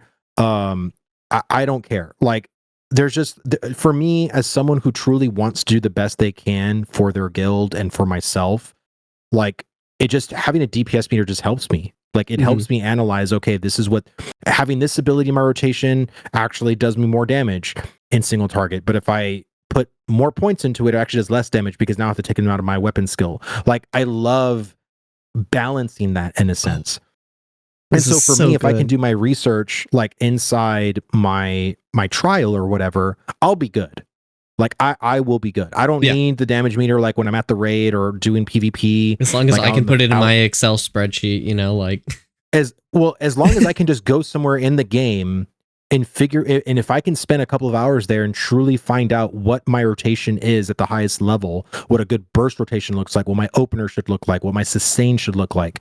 Like, for me, as someone, as a competitive player, I like figuring that out. That is a lot of gameplay to me, and that is fun to me. If I don't have that, like, there's like a whole aspect of gameplay that I'm just completely missing out on, and it's always going to frustrate me that I'll never know. Like, and then I'll have to know by literally going, hopefully, to my damage dealt and like going line by line and manually calculating it all, and that's going to suck. So, speaking of rotations and whatnot, I'm super, super excited about augments and secondary classes and how the 64 class system works. And Zillin put out a great video that kind of like explained like his thought process on like how augments might work, where like if the tank has a grapple and like Vanguard has a grapple and he like throws the chain at you and pulls you towards you, essentially that is the thematic of a Vanguard.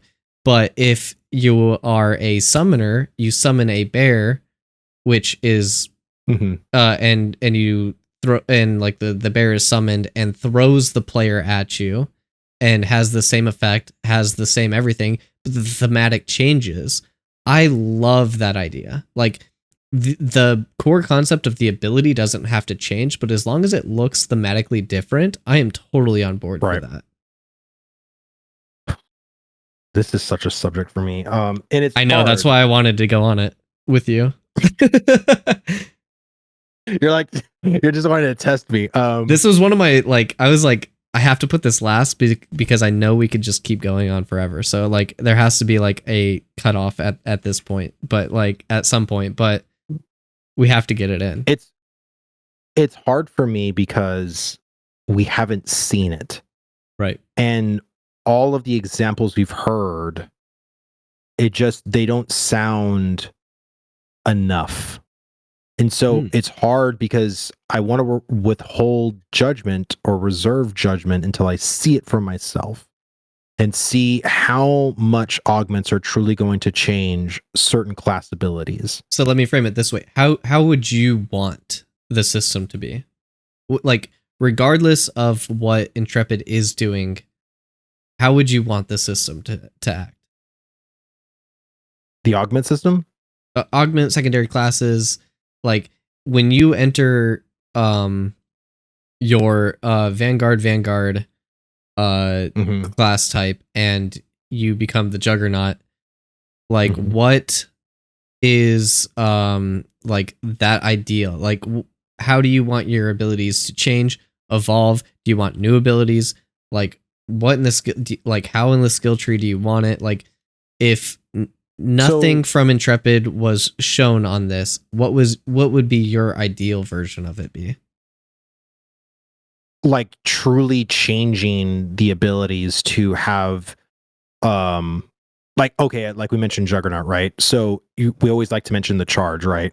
So if you take the mage secondary archetype, instead of actually running there, you just blink there, and that's your charge as a. And you don't think that's enough? Juggernaut, right? I just think that let's look at charge, right? You pick Vanguard, go into Juggernaut. Charge should then transform into Stampede. So it's not charge anymore. It's literally called Stampede. You become an unstoppable force of nature for the next 4 seconds, and you can run through people. They bounce backwards, right? Yep. And then once you get to your desired destination, you stomp the ground. Yep. Right? Create like an impact wave. It's weird that you gave that exact example, because when you said Stampede, that was immediately what I thought. Is that it is just an uninterruptible CC chain, or like you kind of like run through it, you're not able to be stopped, and you are able to put on that thematic of being the Juggernaut running through people, like, and then doing that CC. I think that is such a good example of like what I imagine a class augment should be whenever you get your secondary archetype. Right. So it's kind of a charge, but to me it's a higher version. It's an upgraded, completely different version of a charge, because it's more thematic to your actual true class at this point, right? So, but this is why I get so leery about the 64 class system, because how can you start doing that for every single ability and literally transform or upgrade each ability to be truly something else, right? So we're like, you can say Stampede, well, that's not a charge. Like, I want to get there faster. Oh, well, maybe Stampede doesn't have a speed increase per se, but now you are unCCable. You are blasting people away, through a force charge, and then you also have an AoE at the end. So it's basically a completely different transformed ability that charge once was. But because you became the Juggernaut class, this is your new ability. So it's almost like you inherited a whole different class at this point. Well, I also think that the blitz with the fighter mage combination with the blitz turns into a blink. I think it can still. I think that still has that same effect. And this is why I like pictured Stampede the same way that I do, is because if you do blitz, it could be interruptible, right? It's a dash, right? And when you think about game logistics, if you're dashing, you can be stopped by a root. You can be stopped by like another CC. You can be stopped by anything. However, a blink is different the way that it interacts with the system. It actually is an uninterruptible traversal gap closer, and you blink already does damage when you land on top of somebody. But what if after that the fighter blinks, he not only does the blink damage, but he also does a swing down with it and can stagger an opponent? Like, these are things that I'm thinking about. Like, it's still an upgraded version. It's still technically the same ability. It's thematically different, and it's also giving you the thing that elevates the ability. Right. So let me give you a hard one then. How do you then transform a mage bard? Let's do fireball. What does a fireball upgraded look like when you pick a bard as your secondary? Symphonic blast, where you send out a blast of music into a location, and it does like a sound wave and pushes everybody out. So you basically completely got rid of the fireball. No, it does the initial impact damage, and then on top of that, it pushes people away as like a sound wave. Okay. So it's not only it's a disruptor. So like you can throw it down like you would a fireball. It does the damage, and it also does the like sound wave effect, so that it disrupts people. It's like an interruptibility. Okay, so you would still have the fireball animation, but it has added components to it. Right. Right. Okay. See, I don't know if it's going to happen that way. I don't think like, it will. In my mind, I don't think it is, but like that is my ideal. That is exactly what it is in my head when I think about like secondary archetypes. Right. And I hope this is why they haven't shown augments yet. Because again, if you go back and watch the live streams in like, 2018, 2019, going into 2020, originally they did want the 64 class system to feel like true 64 classes. But then you started hearing Steven start talking about flavor. Like, oh, it's just a different flavor. Right. And so maybe they've gotten back on it. Maybe they felt like the flavor they were adding just wasn't impactful enough. So why have a 64 class system when truly you're not really getting a class at all? Like, why are we having this grand class scale if it doesn't really mean anything? Well, right. Logistically, here's why I think it hasn't happened. It takes a long time to make animations for these things, and to agree on a core concept of what an ability should be, the damages and stuff like that, and the visual effects for each archetype, for each class, for each ability changing is such a huge load on visual effects. Animators. Yeah. Oh yeah. So like 100%. The reason why we probably don't see it is because it's not there. It's in the production line, but it's just literally not made. Like, we were having issues with like the mage fireballs and stuff like that in the desert, like the Sand Squall Desert live stream like 2 months ago. So like, we don't even have the primary archetype abilities yet. We don't have all of them. So how can we even do that for secondary archetypes? Like, I think it's just logistically not there. Whether or not like the abilities will get to that point with like the augment system, I really hope so. But man, it's going to be a lot of work for visual effects. That's another reason why I think Alpha 2 is going to be 2 to 3 years. Yep. Because I mean, it's probably going to be each different augment for classes is going to come out probably in waves, like as they can give them and stuff. I think DA actually said something about like the amount of computations of it, and it was like over like 8,000 different visual effects that they have to make, which is insane. Yeah, 30 to 40 abilities per primary class, then extrapolate that 8 times over and 8 times over again. Yeah. That's wild. And not only that, but your augments, you can choose like one of 4 options. So it's not even just on each ability. Oh, yeah. So like... Yeah. Also true. I don't know, man. Easy clap. Planendorf. Yeah. He's turning into the art team, right? So that's your... Wait, you said something about going into the Node Wars into the into some art. I don't know if it was environment, if it was visual effects or what, but you got a lot of work on your hands regardless. Yeah, it's a lot. I mean, again, I'm willing to hold reservation, and honestly, the stuff that you're saying makes me excited for it. And I hope the stuff they actually come out with makes me as excited as what you just described. I just have that fear because this particular system, when I've seen it, what was it, in Arcade, I didn't really see like what I was wanting to see from that game. And people kept on saying, "Oh, well, Steven kind of is jockeying this system from Arcade," and I don't know. Arcade didn't really go that far enough in my head. And again, how could they? They have like what 200 and something classes. It's crazy. Yeah. I think after all the time that's spent on them or had on them, but it's just wild. I don't know. I think Intrepid should have took a more basic approach with class design, because I think it would have helped them out in other areas, right? Because you could have just, again, expanded class design later. I think if they just went very simple at first, because it's like, how do you then add a new class to this thing? 64 classes then becomes, what, 81? You add one more line? Let's say they add the druid as a base archetype. So go 64 to like... Yeah, well, I guess a fighter could be a monk at some point, like with one of the 64 class or with one of the classes eventually. Like, but I mean, just add hero talents. Oh my god! Shut up, Wagsy.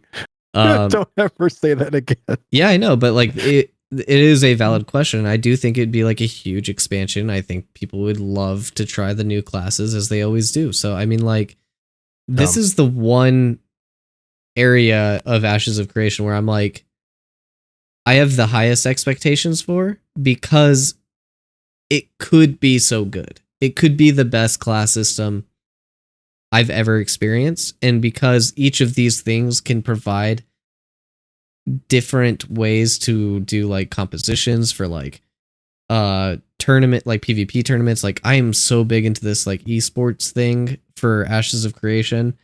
And like if the class system doesn't hit this level of like my like the concept that I have in my head, then it's like, okay, I don't think esports is a thing for Ashes of Creation anymore. Like if it's just heck no. Like I like not even, that kills me inside to say, but like I think it'll be good. The combat in Alpha 1 was way better than what I've experienced in most games. Like towards the end. Obviously the beginning was pretty bad because it was rooted combat, but like towards the end, Alpha 1 combat was really, really good for me. It obviously needed to be upgraded and optimized and stuff like that, and better engineered, but the direction that they were going made me feel really good playing the game. And that's why I have such a high expectation for this class system, because I'm like, dude, take another 2 years on this to make this happen. I don't care. Make it good. I'd say take 4 years. Like I don't personally care. Yeah, I wouldn't care either. If it was to that level, don't care. Yeah, I don't care. And honestly, what they could do is just do flavor.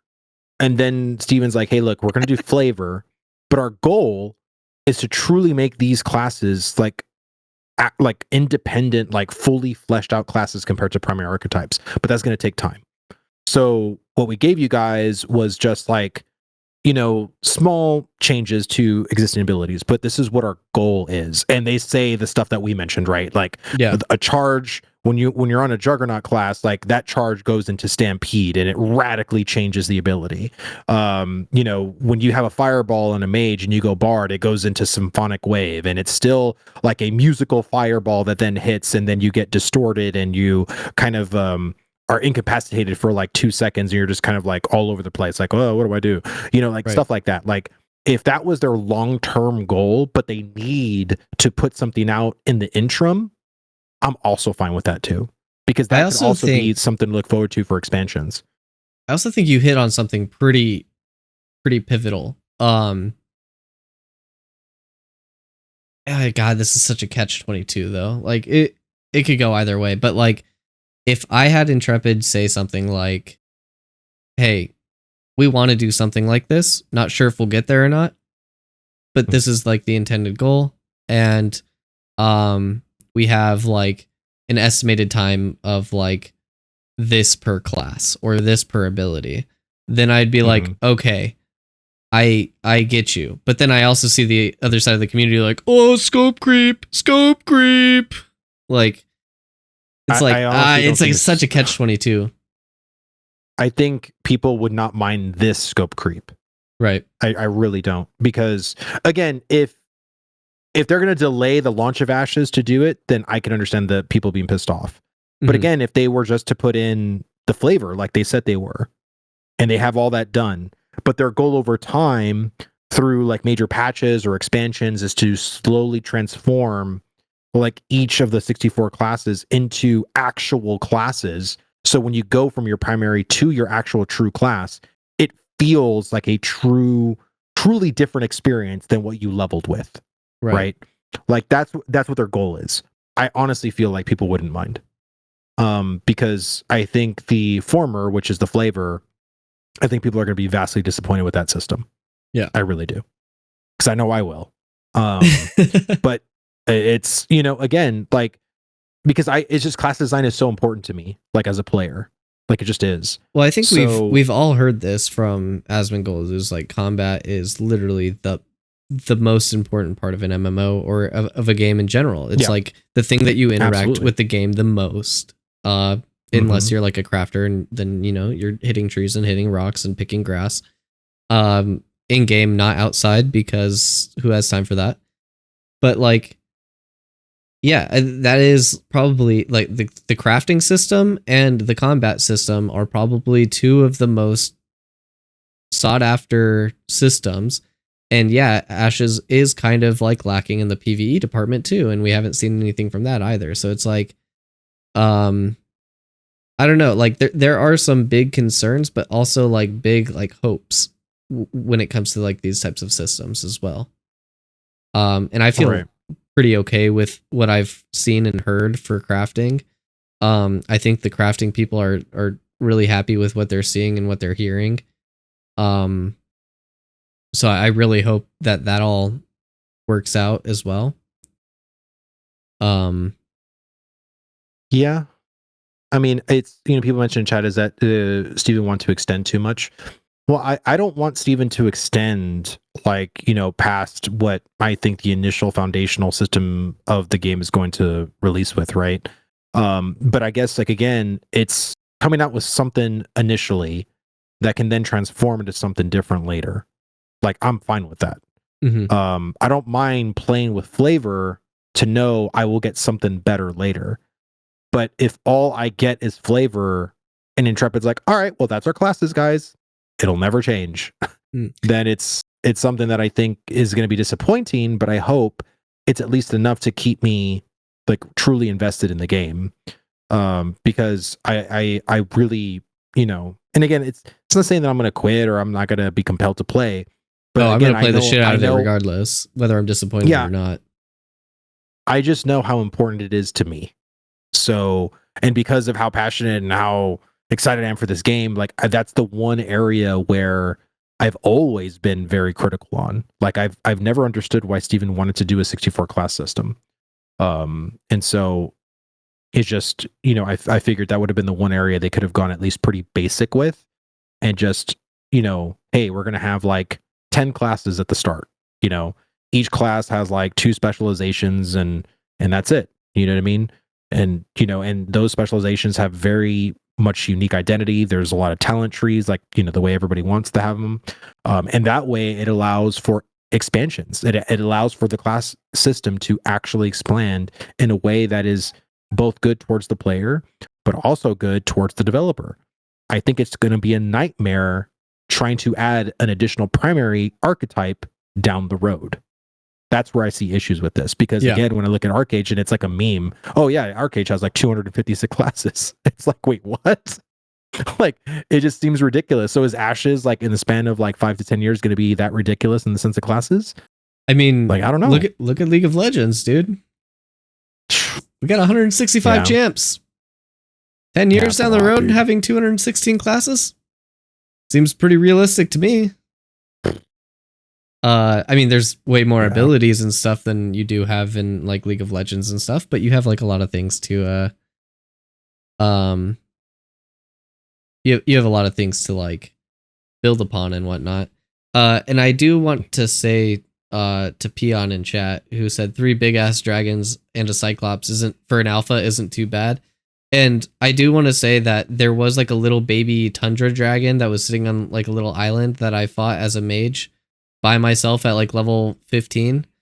And that was probably one of the most hardcore and fun fights. And it had a pretty good loot drop. And it was like something that was probably something that should have been taken on as like a group of adventurers, but I did it like solo after dying like a bunch of times, and it made me feel so good about like being able to figure out the mechanics, how to dodge all the abilities, and like to actually like kill the dragon by myself. And it was literally just like an Elden Ring killed the tree sentinel moment, you know? Like that's how it felt to me. And so if they can keep that feeling, I think Ashes has a really good future for its PvE content as well. And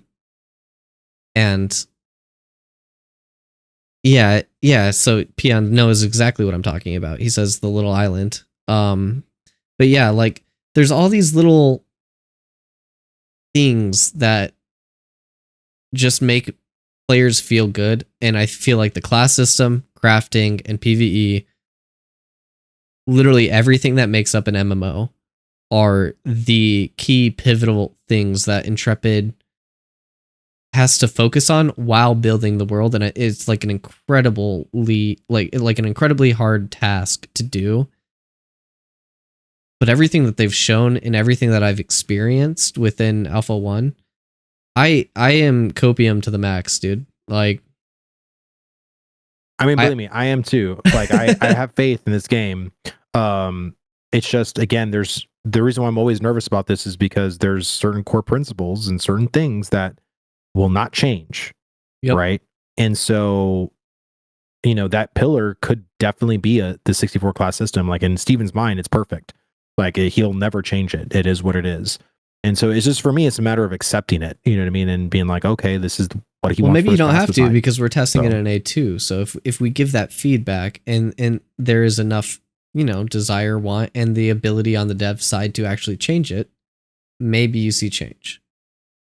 From what he always talked about, he says if for any feature that is a core foundational thing, it will never change. But the 64 class system is a core system. It is a correct. Yeah, so correct. I mean, it's just like how you want the system is kind of like how I'm trying to approach it. Right.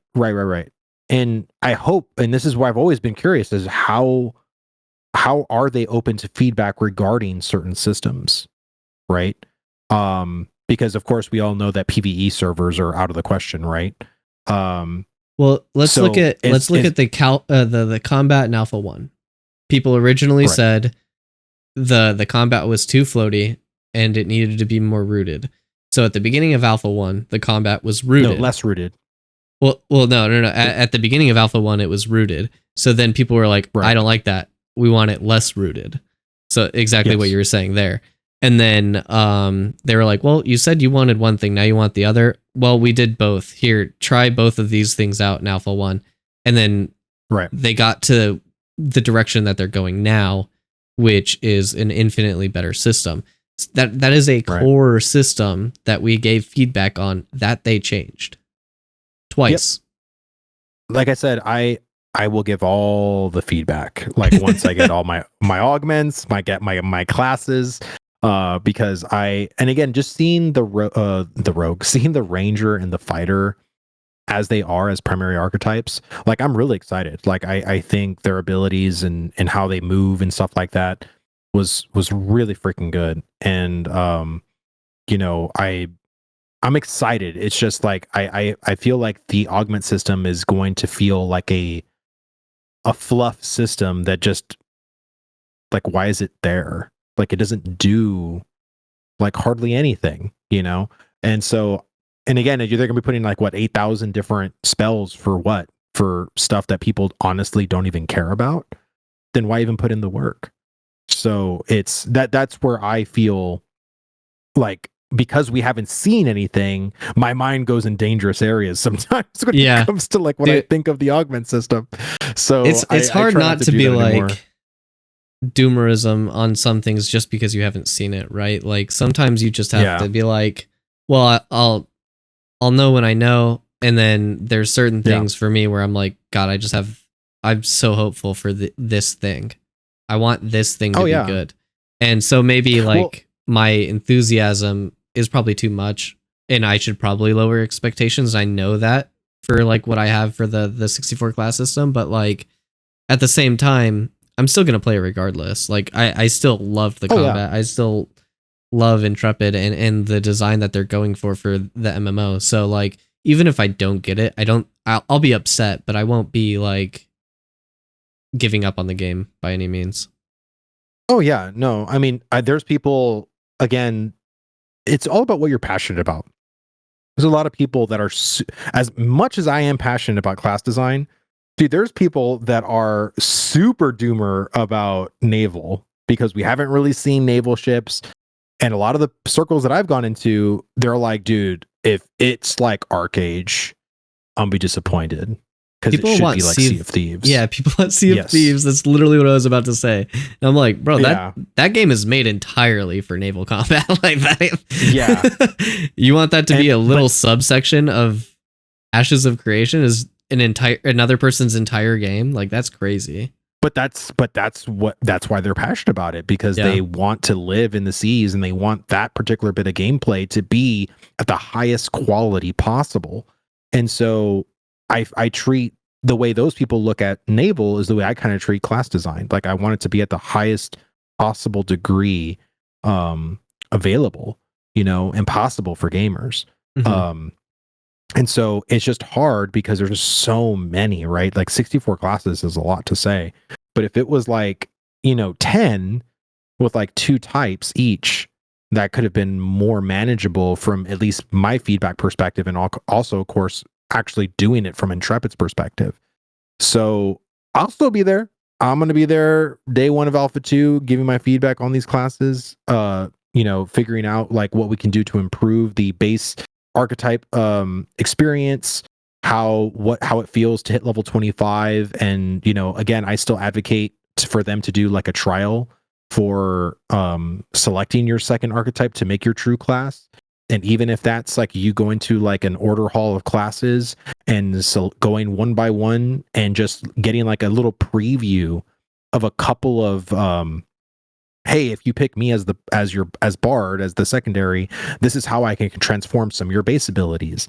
Mm-hmm. And that way you at least have some kind of other than knowing what the class name that you want to go for is, you can at least have some preview of what to look forward to for how that particular secondary archetype is going to transform your abilities. I still advocate for that because I think it's important, especially after hearing Steven say there's no plans for it at this time, but that's for Alpha 2.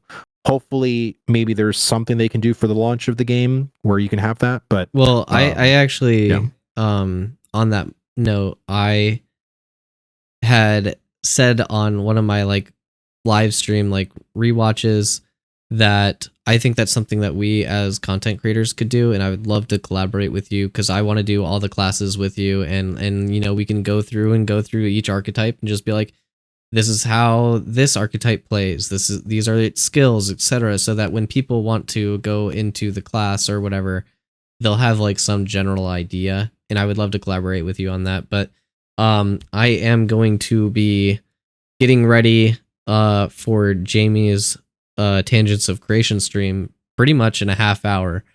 So I do have to end the stream here. But dude, thank you so much for giving me an extra hour of your time of just so much fun conversation. And yeah, dude, I just really actually great being on this side of the chair. Yeah, I just want to thank you so much. And you're such a great person to talk to. You just have like amazing opinions and thoughts about the game, and you're just a great person I appreciate overall. that, man. So please shout out all your stuff, where people can find you, what you plan on doing in Alpha 2. You have the room. Oh, well, thank you, Llewd, for, like I said, inviting me. It was actually a really cool conversation. Of course, you guys know me, Vlhadus Gaming. You can find me on YouTube, at Vlhadus Gaming, Twitch, at Vlhadus Gaming, and on X, you can find me at Vlhadus. And that, of course, is spelled exactly the way you see it here, which is VLHADUS. Gave a little shout out in the chat so that people can just link directly to it. So, yeah, please go follow him. Go subscribe to him on YouTube if you're still making YouTube content. I've seen a bunch of your like 1v1s on there, but yeah, this has been such a great time. So, anything else you'd like to add before we head off? No, man, this is great, dude. Are you going to be doing kind of like more like stuff like this, like one-on-ones with other Ashes people? Honestly, until this is kind of like a special week just because the dev update was here. Oh yeah, that's generally yeah. I just do like dev update videos. I'm going to be doing a detailed overview of like the server meshing stuff. I did a little explain like I'm 5 video. It turned out to be 15 minutes when I tried to make it 5. My first take was 40. And I was like, God, yeah. So my server meshing, a brief overview, is going to be a detailed overview now. So I'm going to be doing that. So I want to say thank you for the Golden Feather Tavern for raiding over to us today. And I will be live for Ashes of the Grey with Anduin of the Grey Sentinels, which is my guild leader. And we will be doing that